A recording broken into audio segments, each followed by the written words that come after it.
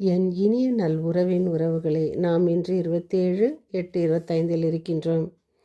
இவ்வுலகில் நாம் தூய ஆவியானவர் இல்லாமல் வாழ முடியாது. அன்னை மரியா நமக்காக இறைவனிடம் பரிந்துரைக்கின்றார். நம் தேவைகளை அறிந்த தாய் நம்மை தினம் வாழ வைத்து கொண்டு வருகிறார். நாம் தினம் தொடரும் சங்கீத தொடர்ச்சி 102, 22, 23, 24. சீயோனில் ஆண்டவரின் பெயர் போற்றப்படும், எருசலேமில் அவர் தம் புகழ் அறிவிக்கப்படும். அப்பொழுது மக்களினங்களும் அரசுகளும் ஒன்று திரண்டு ஆண்டவரை வழிபடுவர். என் வாழ்க்கை பாதையின் நடுவில் ஆண்டவர் என் வலிமையை குன்றச் செய்தார்.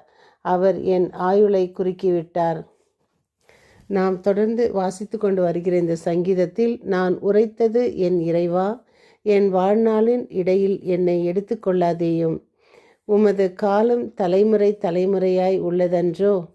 நான் இறைவனிடம் நாம் தினம் கேட்கும் இந்த வார்த்தை, ஆண்டவரே ஆயுள் நாட்களை கூட்டி கொடுங்க, உடல் ஆரோக்கியத்தை கொடுங்க என்று நாம் அதே போல் சங்கீதக்காரர் இதை நமக்கு எடுத்துரைக்கின்றார் 102.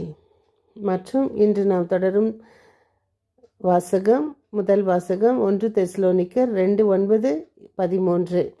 இன்றைய தூய நற்செய்தி வாசகம் மத்தேயு 23:27-32. வெளிவேடக்காரரே ஐயோ கேடு, மறைநூல் அறிஞரே பரிசேயரே ஐயோ கேடு, ஏனெனில் வெள்ளையடித்த கல்லறைகளுக்கு ஒப்பானவர்கள் நீங்கள் என்கிறார்.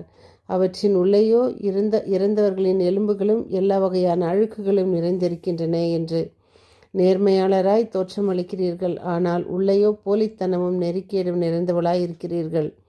வெளிவேடக்கார மறைநூல் அறிஞரே பரிசேயரே ஐயோ உங்களுக்கு கேடு, ஏனெனில் நீங்கள் இறைவாக்கினர்களின் கல்லறை கட்டுகிறீர்கள், நேர்மையாளரின் நினைவு சின்னங்களை அழகுபடுத்துகின்றீர்கள். எங்கள் மூதாதையர் காலத்தில் நாங்கள் இருந்திருந்தால் இவற்றை செய்திருக்க மாட்டோம் என்று அதற்கு நீங்களே சாட்சியம் சொல்கிறீர்கள். நெறியோடு வாழ்வதே நமது அழைப்பு. நெறி என்பது மனித இனத்தின் அடிப்படை. ஒழுங்கு நெறிக்கேடு என்பது அந்த ஒழுங்குமுறைகளை தூக்கி எறிந்து விருப்பம் போல் வாழ்வது. அது விலங்குகளின் வாழ்வுக்கு சமம்.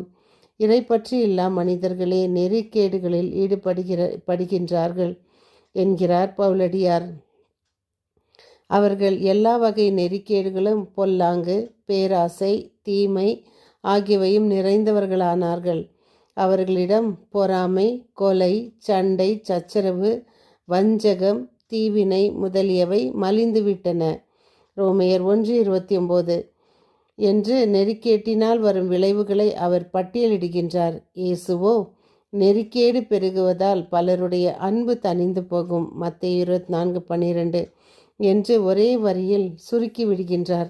எனவே நன்னெறி மிக்கவர்களாய் வாழ்வது என்பதே நமது அழைப்பு.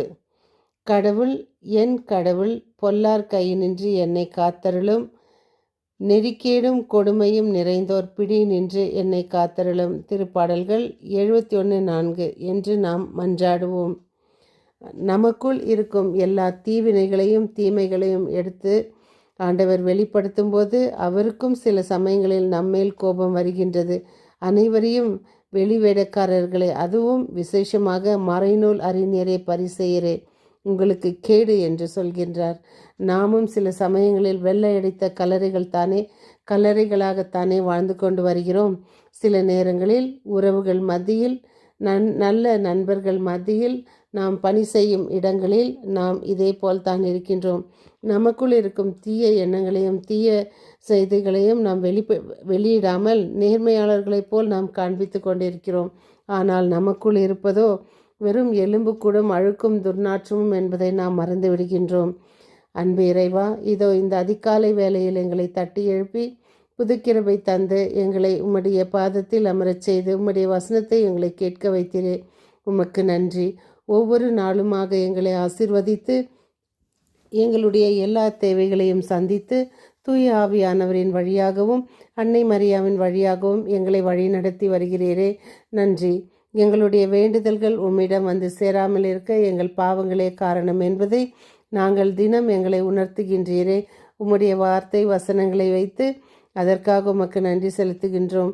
இதோ யாரெல்லாம் எங்களுக்காக வேண்டிக் கொள்ளுங்கள் என்று கேட்டிருக்கிறார்களோ அவர்களுடைய அனைவர்களுடைய தேவைகளுக்காகவும் விசேஷமாக ஜெபிக்கிறோம். அதிலும் விசேஷமாக கைவிடப்பட்டோர், ஆதரவற்றோர், சிறுவர்கள், இளம் பிள்ளைகள், குழந்தைகள் மற்றும் யாருக்கெல்லாம் குழந்தை பாக்கியம் இல்லையோ அவர்களுக்கு குழந்தை பாக்கியமும், திருமணமாகாதவர்களுக்கு திருமணமும், வேலை இல்லாதவர்களுக்கு வேலை வாய்ப்பும் தந்து தாழ்ந்து போன குடும்பங்களை உயர்த்துமாறு உம்மிடம் கெஞ்சி கேட்கின்றோம். இறைவா, இதோ எங்கள் தேவைகளில் ஏதாவது குற்றம் குறையோ இருந்தால் அவற்றை மன்னித்து தினம் நாங்கள் கேட்கும் இந்த தேவையை ஏற்று எங்களுக்கு அன்போடு அருள்வீர் என்று முழு நம்பிக்கையோடு ஜெபிக்கிறோம். எங்கள் ஜீவனுள்ள நல்ல பிதாவே, மீண்டும் சந்திக்கும் வரை உங்கள் அன்பு தோழி.